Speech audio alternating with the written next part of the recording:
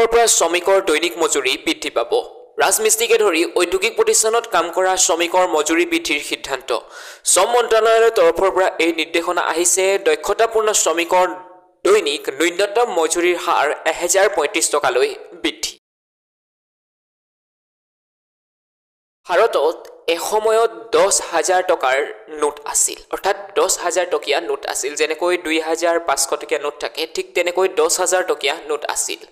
ভাৰতীয় ৰিজাৰ্ভ বেংকে 1938 চনত প্ৰথম 10,000 নোট জাৰি কৰিছিল। এইখন দেশত এতিয়ালৈকে ছপা হোৱা সৰ্ববৃহৎ মূল্যৰ নোট। 1946 চনত ইয়াক জমা হোৱাৰ বিৰুদ্ধে যুঁজিবলৈ আৰু ক'লা বজাৰৰ কাৰ্যকলাপ ৰোধ কৰিবলৈ বিমুদ্ৰাকৰণ কৰা হয়। 1954 চনত ইয়াক পুনৰ প্ৰৱৰ্তন কৰা হয় আৰু 1946 চনত বিমুদ্ৰাকৰণৰ দৰে একে কাৰণতে 1978 চনত পুনৰ বিমুদ্ৰাকৰণ কৰা হয়। গ্লোবি নেটৱৰ্কৰ পৰিচালনা সমিতিলৈ নিৰ্বাচিত ভাৰত। বহু পৰ্যায়ৰ ভোটদান প্ৰক্ৰিয়াৰ অন্তত বৃহস্পতিবাৰে বেইজিঙত অনুষ্ঠিত হোৱা পূৰ্ণাংগ অধিৱেশনৰ সময়ত 15জন সদস্যৰ গ্লোবি ষ্টিয়াৰিং কমিটিলৈ ভাৰত নিৰ্বাচিত হৈছে।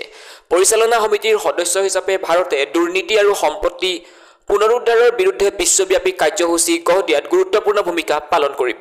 দুৰ্নীতিৰ বিৰুদ্ধে যুঁজ দিয়াৰ ক্ষেত্ৰত ভাৰতৰ বিশেষজ্ঞতা আৰু অভিজ্ঞতা গ্লোবি নেটৱৰ্কৰ বাবে মূল্যৱান সম্পদ হ'ব। কংগ্ৰেছে প্ৰকাশ কৰিলে হাৰিয়ানা নিৰ্বাচনী ইস্তাহাৰ। 25 লাখ পৰ্যন্ত বিনামূলীয়া চিকিৎসাৰ প্ৰতিশ্ৰুতি। আগন্তুক হাৰিয়ানা বিধানসভা নিৰ্বাচনৰ বাবে কংগ্ৰেছ দলৰ ইস্তাহাৰ উন্মোচন। 25 লাখ পৰ্যন্ত বিনামূলীয়া চিকিৎসা প্ৰদানৰ প্ৰতিশ্ৰুতি দিছে দলটোৱে। লগতে দলটোৱে 18ৰ পৰা 60 বছৰ বয়সৰ প্ৰতিগৰাকী মহিলাক প্ৰতিমাহে 2,000 টকা দিয়াৰ প্ৰতিশ্ৰুতি দিয়ে। ইয়াৰ উপৰিও কৃষকসকলক MSPৰ বাবে আইনী নিশ্চয়তা প্ৰদান কৰাৰ আশ্বাস জনসাধাৰণক প্ৰদান কৰিছে।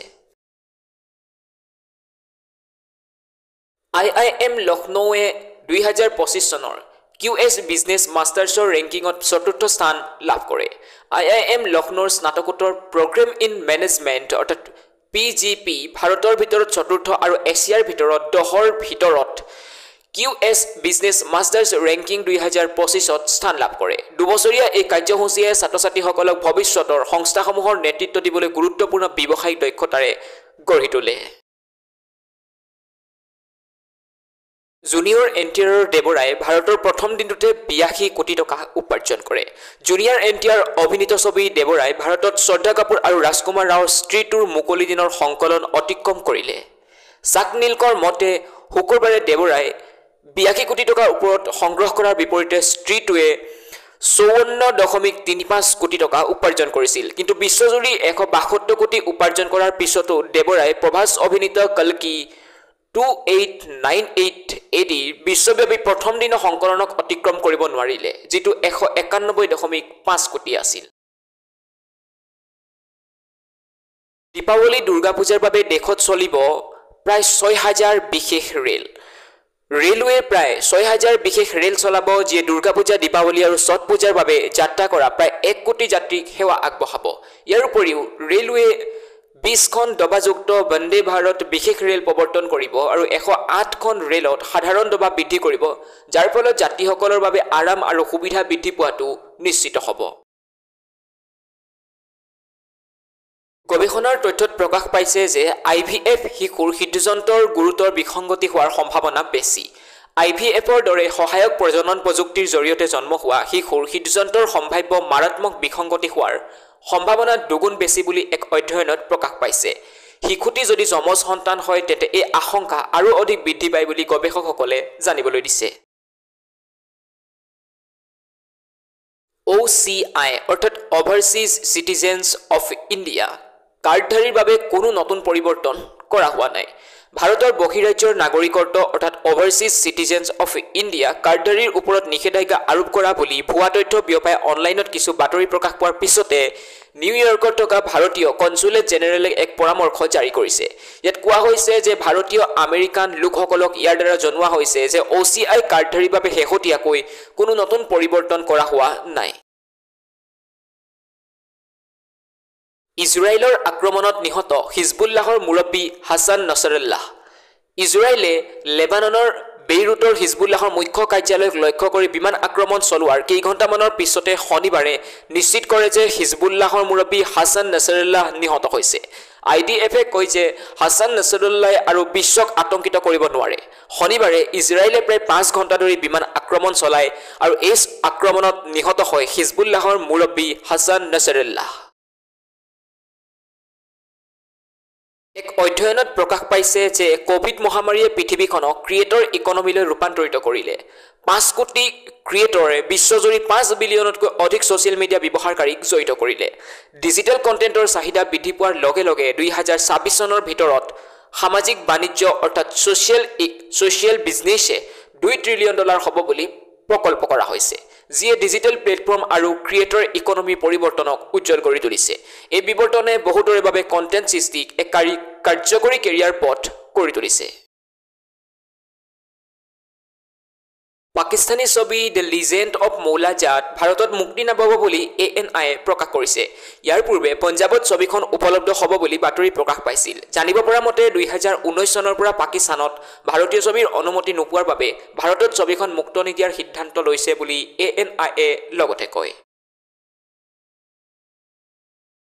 শ্ৰীলংকাই পৰ্যটকৰ বাবে অনলাইন ভিসা পুনৰ প্ৰৱৰ্তন কৰিছে চৰকাৰে ঘোষণা কৰে যে দৰ্শনাৰ্থীৰ বাবে প্ৰক্ৰিয়াটো সুশৃংখলিত কৰাৰ লগতে গুৰুত্বপূৰ্ণ পৰ্যটন খণ্ডটোক সহায় কৰিবলৈ এই পদক্ষেপ গ্ৰহণ কৰা হৈছে পৰ্যটকসকলে এতিয়া অতিৰিক্ত প্ৰচেছিং মাচুল নোলোৱাকৈ অনলাইন যোগে ভিসাৰ বাবে আবেদন কৰিব পাৰিব শ্ৰীলংকাৰ মেচিন অম্বেষণ নিশ্চিত কৰাৰ উদ্দেশ্যে এতিয়া এই প্ৰক্ৰিয়াটোক অধিক সুবিধাজনক কৰি তোলা হৈছে অহা মাহত IDFC ফাৰ্ষ্ট বেংকৰ সৈতে একত্ৰিত হ'ব IDFC শুকুৰবাৰে IDFC লিমিটেডে কয় যে ৰাষ্ট্ৰীয় কোম্পানী আইন ন্যায়াধিকৰণৰ পৰা অনুমোদন লাভ কৰাৰ পিছতে তেওঁলোকৰ বৰ্ডে IDFC ফাৰ্ষ্ট বেংকৰ সৈতে একত্ৰীকৰণৰ বাবে অনুমোদন জনাইছে এই আঁচনিৰ অধীনত IDFC ফাইনেন্সিয়েল হোল্ডিং কোম্পানীয়ে 30 ছেপ্টেম্বৰত IDFCৰ সৈতে একত্ৰিত হ'ব তাৰ পিছতে এই যুক্ত হত্যাটোৱে 1 অক্টোবৰত IDFC ফাৰ্ষ্ট বেংকত একত্ৰিত হ'ব কংগনা ৰানাৱতৰ সিনেমা ইমাৰ্জেন্সিত 13টা কৰ্তনৰ দাবী কৰিছে সেন্সৰ বোৰ্ডে কংগনা ৰানাৱতৰ ইমাৰ্জেন্সি নিৰ্মাতাসকলক 13টা পৰিৱৰ্তন কৰিবলৈ কোৱাৰ লগতে CBFCয়ে ছবিখনক US চাৰ্টিফিকেট প্ৰদান কৰিছে ইণ্ডিয়া টুডেৰ মতে পৰামৰ্শ দিয়া নতুন কৰ্তনৰ ভিতৰত ভিন্দ্ৰনৱালে সন্ত বুলি উল্লেখ কৰা আতৰুৱা আৰু ভিন্দ্ৰনৱালেৰ সংলাপ অন্তৰ্ভুক্ত কৰা হৈছে ইয়াৰ উপৰিও যতে অডিটৰ বাস্তৱ জীৱনৰ ফুটেজ ব্যৱহাৰ কৰা হৈছে তাতে ডিসক্লেমাৰ যোগ কৰিবলৈ নিৰ্মাতাসকলক কোৱা হৈছে হেলিন হাৰিকেনৰ বাবে আমেৰিকাৰ বিমান সংস্থাসমূহে 1000ৰো অধিক বিমান বাতিল কৰে বৰ্তমান ফ্লৰিডাত হাৰিকেন হেলেনে বিধ্বংসী ৰূপ ধাৰণ কৰিছে ইয়াৰ পিছত স্থলপথত প্ৰৱেশ কৰিছে আৰু ইয়াক 4 নং শ্ৰেণীৰ হাৰিকেন হিচাপে গণ্য কৰা হৈছে এই বিপদজনক ধুমুহাৰ বাবে আমেৰিকাৰ পৰা অহা যোৱা কৰা বহু বিমান বাতিল বা পলম হৈছে 1218 খন বিমান বাতিল হোৱাৰ লগতে 4146 খন বিমান পলম হৈছে কেন্দ্ৰই স্কুটিৰ বাবে 75000 টকা আগবঢ়াইছে বুলি দাবী কৰা ভিডিঅ' ভুৱা কেন্দ্ৰীয় চৰকাৰে ফ্ৰী স্কুটি যোজনাৰ অধীনত 75000 টকা আগবঢ়াইছে বুলি অনলাইনত প্ৰকাশ পাইছে ভুৱা থাম্বনেলৰ সৈতে এটা ইউটিউব ভিডিঅ' চৰকাৰৰ তথ্য পৰীক্ষা ইউনিট PIB ফেক্ট চেকে ইউটিউব চেনেল গাভ দেহাত ব্লগছত আপলোড কৰা থাম্বনেলৰ ছবি শ্বেয়াৰ কৰি কয় যে কেন্দ্ৰীয় চৰকাৰে এনে কোনো আঁচনি প্ৰৱৰ্তন কৰা নাই T20 ক্ৰিকেটত এবছৰত সৰ্বাধিক ৰান সংগ্ৰহ কৰা বিশ্ব অভিলেখ ভংগ কৰিলে নিকোলাছ পুৰানে ৱেষ্ট ইণ্ডিজৰ বেটছমেন নিকোলাছ পুৰানে এটা কেলেণ্ডাৰ বছৰত সৰ্বাধিক T20 ৰান সংগ্ৰহ কৰি বিশ্ব অভিলেখ ভংগ কৰিছে CPLৰ এখন খেলত বাৰ্বাডোছ ৰয়েলছৰ বিৰুদ্ধে ট্ৰিনবাগো নাইট ৰাইডাৰ্ছৰ হৈ 15টা বলত 27 ৰান সংগ্ৰহ কৰি 2024 চনত তেওঁৰ ৰানৰ সংখ্যা 2059 লৈ বৃদ্ধি পায় 2021 চনত 2036 ৰান সংগ্ৰহ কৰা পাকিস্তানৰ মহম্মদ ৰিজৱানৰ পূৰ্বৰ অভিলেখ ভংগ কৰিছে নিকোলাছ পুৰানে